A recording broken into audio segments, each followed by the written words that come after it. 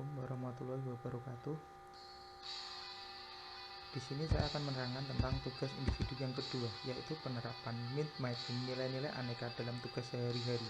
Nama saya Yulianto, absen 8, kelompok 1, Latsar Angkatan 2, Geomenerika Bandung. Sebagai seorang ASN, kita harus dapat menerapkan nilai-nilai aneka.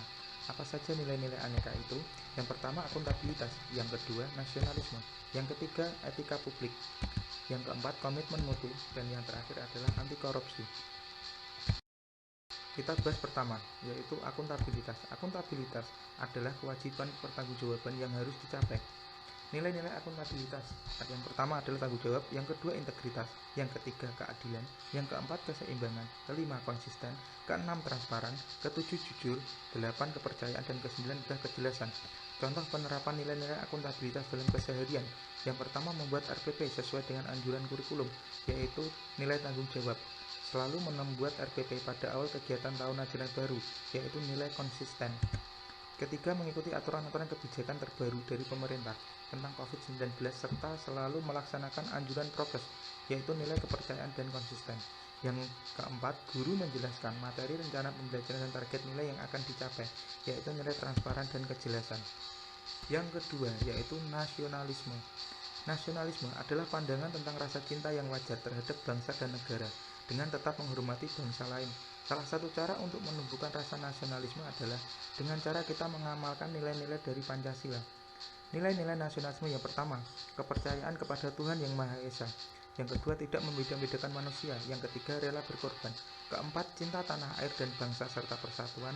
Yang kelima, tidak memaksakan kehendak. Keenam, musyawarah untuk mufakat. Ketujuh, kekeluargaan dan gotong royong. 8, adil terhadap sesama. Dan yang ke-9, selalu memberikan pertolongan. Contoh penerapan nasionalisme di kehidupan sehari-hari. Mengajarkan siswa untuk berdoa sebelum dan sesudah selesai pembelajaran, yaitu nilai kepercayaan kepada Tuhan Yang Maha Esa. Menghubungkan nilai-nilai karakter dalam penyusunan RPP sesuai KI dan KD, yaitu nilai cinta tanah air dan bangsa.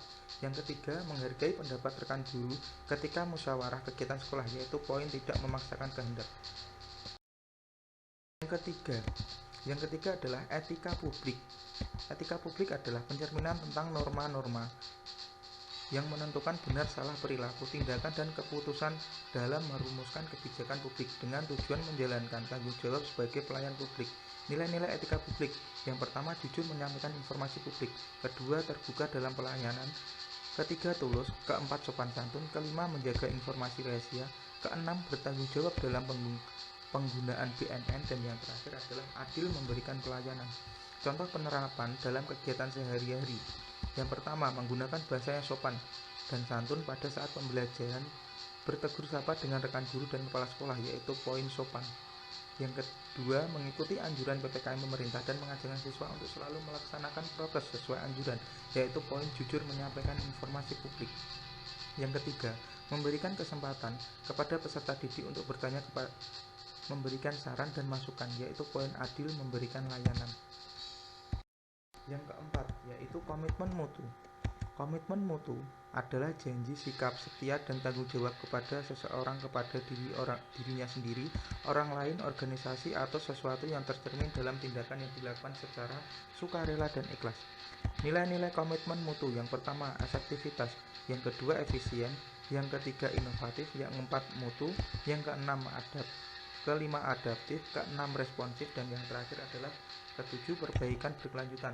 Contoh penerapannya dalam kehidupan sehari-hari. Yang pertama, mengikuti kegiatan workshop untuk meningkatkan mutu media pembelajaran, perbaikan berkelanjutan. Poin ketujuh.